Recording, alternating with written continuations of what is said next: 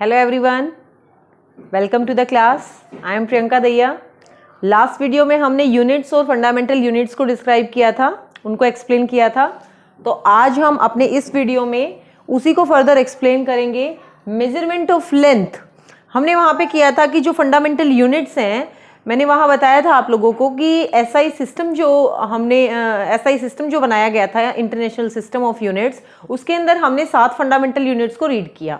7 fundamental units में सबसे basically जो यूनिट हमने सबसे ज़्यादा पढ़नी है, जिनको मैंने बोला कि डायमेंशनल एनालिसिस में भी हम उसको लेकर कंसिडर करने वाले हैं, वो है मास, लेंथ एंड टाइम. सबसे बेसिक यूनिट है. तो उन्हीं को लेके मैं वन बाय वन उस कंसेप्ट को लेकर आपको एक्सप्लेन करूंगी कि जो हम 3 मेन बेसिक फंडामेंटल यूनिट्स लेकर चल रहे हैं, मास, लेंथ एंड टाइम. तो फर्स्ट जो क्वांटिटी है मास, वो कंसेप्ट ऑफ मास कहाँ से आया कि मास जो है कि मास को मास बोलना, पर्टिकुलर उस फिजिकल क्वांटिटी को मास का नाम देना, वो ऐसे है कि जैसे मान लिया कोई भी ऑब्जेक्ट है, कोई मैटर है, तो क्वांटिटी ऑफ मैटर वो किसी ना किसी क्वांटिटी ऑफ मैटर से तो मिलके बना ही है. तो उस चीज को मास का नाम दे दिया गया, वहां से मास का कंसेप्ट आया और ये इंडिपेंडेंट है, that's why it is fundamental. उसके बाद फिर टाइम है. टाइम भी कोई प्रोसेस है, उसको होने में कितना, उसको हम कम कैसे बोलें कि वो उसको कितना टाइम लग रहा है, कितना ड्यूरेशन उसको लग रहा है, कितनी अवधि में वो कंप्लीट हो रहा है. तो उसको हमने टाइम में physical quantity as a time उसको रीड किया और उस कंसेप्ट को कंसेप्ट ऑफ टाइम से हमने कंसीडर किया. उसके बाद आता है लेंथ. ये थोड़ा सा वास्ट कंसेप्ट है. लेंथ क्या है, इसको हम 2 पार्ट्स में डिवाइड करेंगे. मैं आपको बहुत इजी मेथड से इजी एग्जांपल के साथ उसको एक्सप्लेन करूंगी कि जो हमारा मेजरमेंट ऑफ लेंथ है, क्योंकि हमारे चैप्टर में हमें इसके कुछ techniques, method, how to measure length हमें वो रीड करना है, स्टडी करना है. तो इसलिए मैं इसको थोड़ा सा डीप में लेकर जाऊंगी कि आप एज्यूम कीजिए कि बहुत पहले जब ये कंसेप्ट ऑफ लेंथ नहीं आया था, यानी कि एंशिएंट टाइम में जब ये कंसेप्ट ऑफ लेंथ था ही नहीं कि हम किसी डिस्टेंस को, किसी सेपरेशन को, किसी भी चीज को एज ए लेंथ कैसे कंसीडर करें कि वो कितना लंबा है, कितना ऊंचा है, कितना चौड़ा है.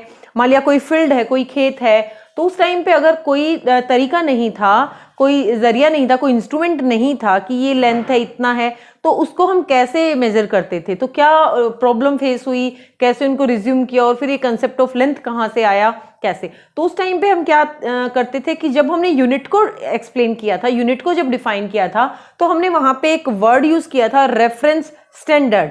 वो हम किसी भी चीज को ले सकते हैं जो हमारे पास होता है अवेलेबल. तो जैसे हम कई बार अपना जो अपने हैंड की जो फिंगर टू ये विड्थ होती है, इसको भी मेजरमेंट के लिए यूज करते हैं. तो ये भी एक एंशिएंट मेथड है लेंथ को मेजर करने का. तो उस टाइम पे भी क्या था कि अगर हमें बिगर डिस्टेंसेस या बिगर लेंथ हमें मेजर करनी है, तो हम लोग अपने कदमों से कर लेते थे कि 10 कदम ये लेंथ है, ये किसी पर्टिकुलर ए बंदे की है, एंड आफ्टर 20 कदम, 10 कदम, 50 कदम, उसके बाद ये बी की है. तो हम उसको जो एरिया था उसको कदमों में डिवाइड करके उस लेंथ को मेजर करते थे, यानी जो हमारा रेफरेंस स्टैंडर्ड होता था वो हमने कदमों को मान लिया.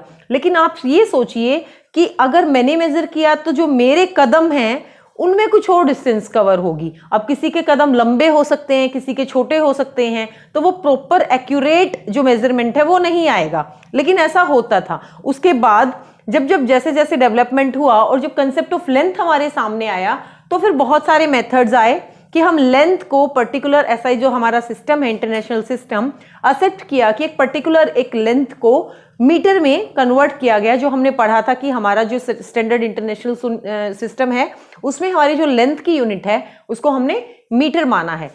यानी हम इंटरनेशनली एक्सेप्टेड जो लेंथ यूनिट है उसको मीटर में कंसीडर करेंगे. जितना भी मेजरमेंट होगा उसको मीटर में करेंगे. तो जो मीटर है वो एक प्रॉपर लेंथ को मीटर बना दिया गया कि इतने डिस्टेंस को हमने मीटर ही मानना है और ये जो स्टैंडर्ड है ये यूनिवर्सली हर जगह फॉलो किया जाएगा. तो वहां से मीटर आया, फिर उसका कन्वर्जन हुआ, मीटर है, सेंटीमीटर है, किलोमीटर है, वो चीज. तो कंसेप्ट ऑफ लेंथ आया तो ये चीजें ईजी हो गई और एक्यूरेसी आने लग गई इसके अंदर. तो उन्हीं चीजों के बाद फिर इंस्ट्रूमेंट डेवलप हुए कि पर्टिकुलर किसी चीज को मेजर करने के लिए हम क्या करें. तो वैसे ही हमारे सिलेबस में कुछ टेक्निक है, कुछ मेथड्स हैं मेजरमेंट ऑफ लेंथ को मेजर करने के लिए. तो मैं वन बाय वन वो डिस्कस करूंगी.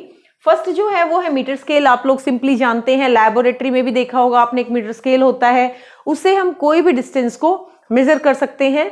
कोई भी क्लॉथ है उसको मेजर कर सकते हैं, कोई भी एक सिंपल कुछ मीटर की डिस्टेंस है उसको भी, क्योंकि जो उसकी पूरी लेंथ होती है वो 1 मीटर का होता है, that's why it is called metre scale, तो उसको हम यूज कर लेते हैं। उसके बाद है vernier calliper, maybe this is new word for you, लेकिन ये एक डिवाइस है। वर्नियर कैलिपर जो है वो एक डिवाइस है लेंथ को मेजर करने का।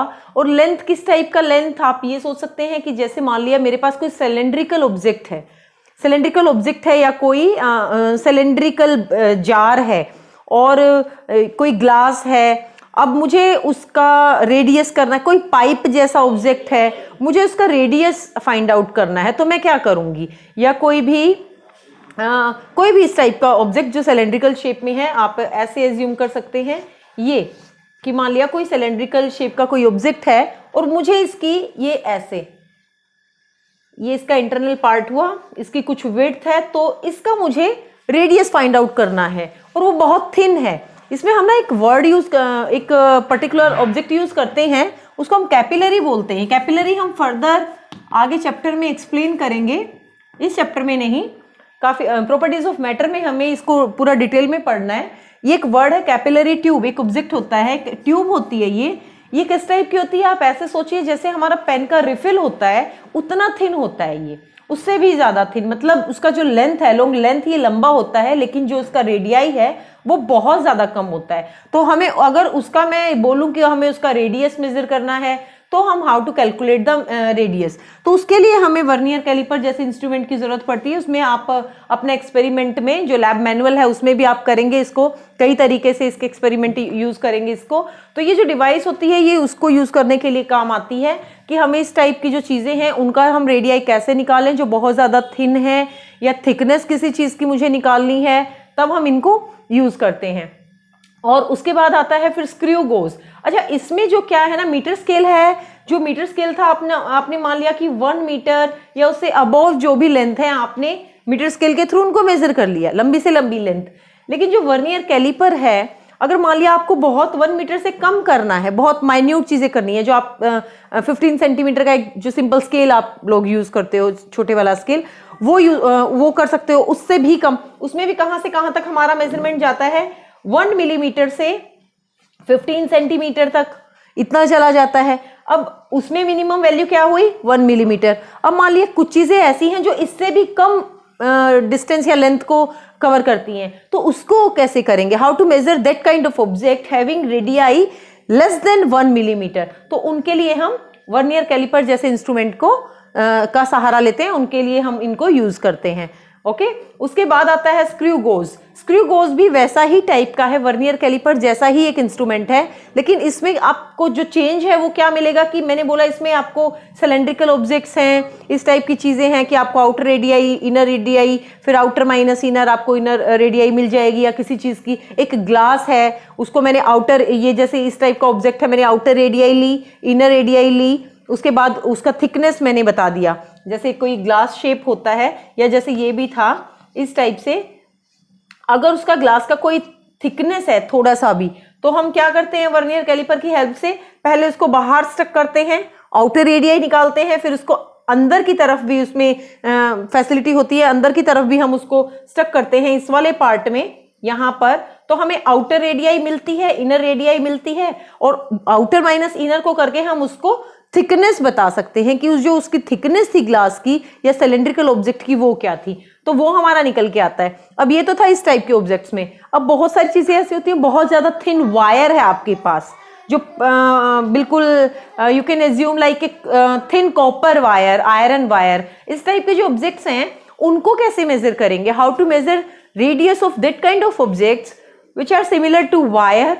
तो उनको जो थिकनेस मेजर करते हैं उनके लिए हमें स्क्रू गोज की हेल्प लेनी होती है, और ये भी आप अपने लैब मैनुअल में, इसके भी आप एक्सपेरिमेंट आप लैब में करने वाले हैं, बहुत ही यूजफुल हैं और बहुत ही इजी हैं, तो आपको बहुत ज़्यादा अच्छे से क्लियर हो जाएगा जब आप ये एक्सपेरिमेंट लैब में करेंगे और इंस्ट्रूमेंट को देखकर करेंगे। लेकिन इसमें हम वायर जैसे थिन ऑब्जेक्ट्स को मेजर करते हैं, लेंथ को, और वर्नियर कैलिपर जो है वो थोड़ा सिलेंड्रिकल या ऐसी शेप के जिनकी थिकनेस हमें फाइंड आउट करनी है उनके लिए यूज करते हैं। स्फेरोमीटर भी रेडियाई या स्फेरिकल ऑब्जेक्ट्स जो होते हैं उन्हीं के लिए यूज किया जाता है।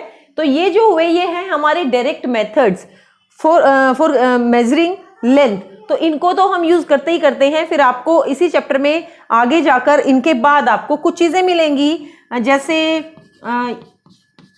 रडार, सोनार, इस टाइप के।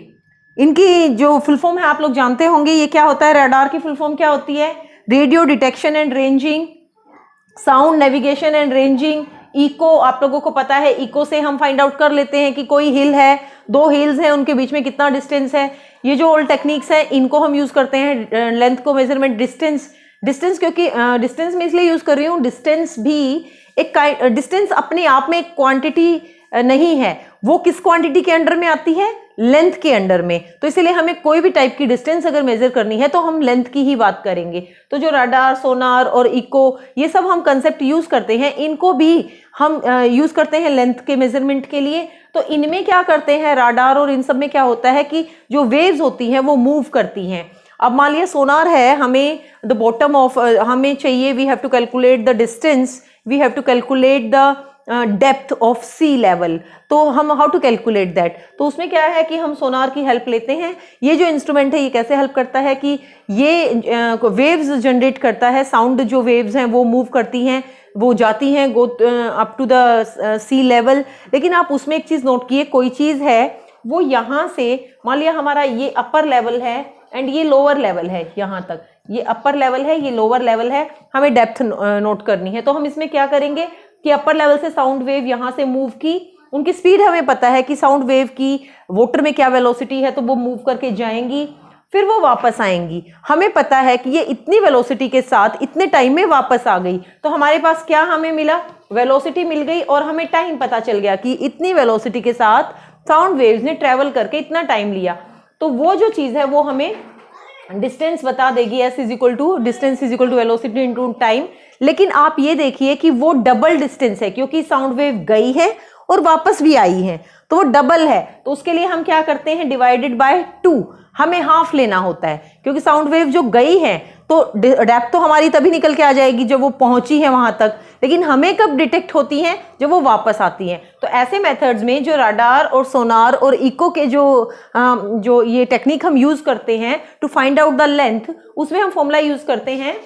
Sorry, I think this is not visible, I am writing here, S is equal to V into T by 2। यहाँ पे हम जो डिस्टेंस हमें मिलती है उसको हम हाफ कर देते हैं, because we detect after doubling the velocity, doubling the way, these waves और these signals cover double the distance. कि कोई वेव अगर हिल से, जैसे रडार है, एक पॉइंट से दूसरे पॉइंट तक रेंजिंग रेडियो वेव जो मूव करके आएंगी वो डबल डिस्टेंस ट्रेवल करेंगी।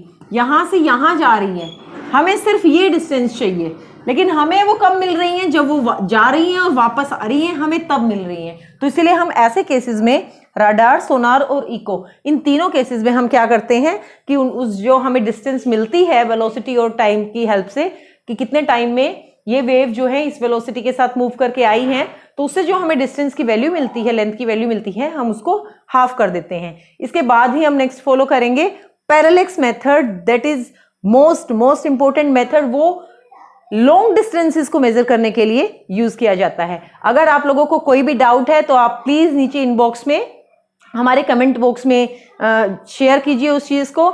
आई will try to resume your doubts. Thank you.